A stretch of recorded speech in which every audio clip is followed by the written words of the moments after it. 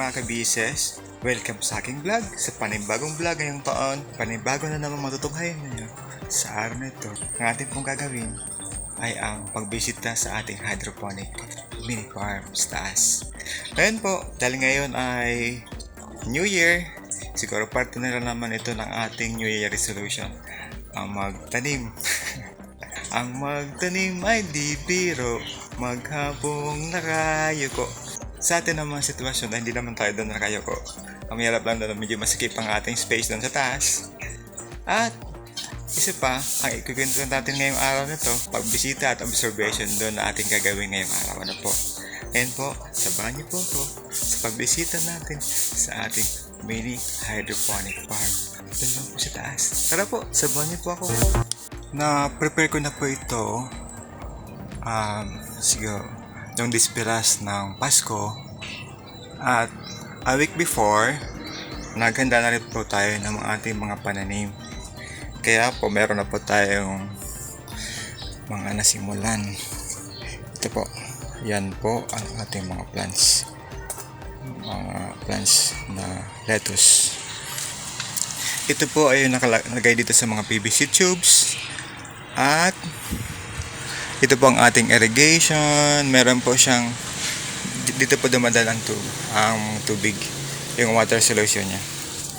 At dito naman sa baba, yung naka-permanent po siya. Andyan po. Ayan po siya. Mayroon po siyang tubig yan sa loob. Ngayon po, ang difference lang po dito sa nakalagay sa baba, wala po siyang pump.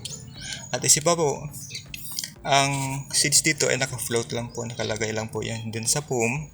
And then po, pag nag-float po itong kasi meron, pag ganito pong style ang ginawa nyo po, ang mangyari po niya, minsan yung styro cup ay nagpo-float. Kung hindi po siya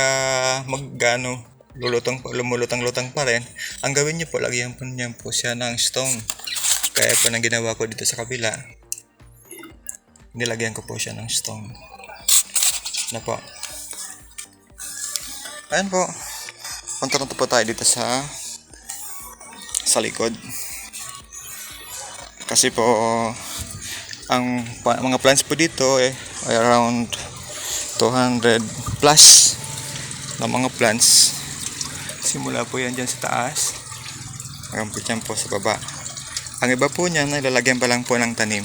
At isa pa pong observation sa pagtatanim sa hydroponic ay, alam niyo po ba, pag gumamit kayo ng taniman nyo ng sponge, dapat ang sponge ay saturate nyo muna sa tubig. Although ang kanyang roots andito sa pinakababa, nakaabot naman dun sa baba. Kapag hindi nyo po siya sinaturate ng tubig, ang mangyari po niya ng yung plants ay mamamatay. Gaya po nito, nabatay po siya kasi hindi ko siya na-saturate ng tubig bago ko siya nilagay doon sa kasi dapat i-saturate nyo muna para makarecover yung plants. Yun po ang dapat nyo pong tandaan. Sana po may natutunan po kayo ngayong araw na to. Abangan nyo po ang aking pangsusunod ng mga gagawin at observation sa ating hydroponic farm. Abangan nyo po ang mga sunod. Tandaan po, huwag kalimutan mag-subscribe sa aming channel, Buhay Sari-Sari, BSS TV. At isa pa po, meron naman tayong bago pong channel at yung Buhay Rapason. Mag-subscribe din po kayo doon.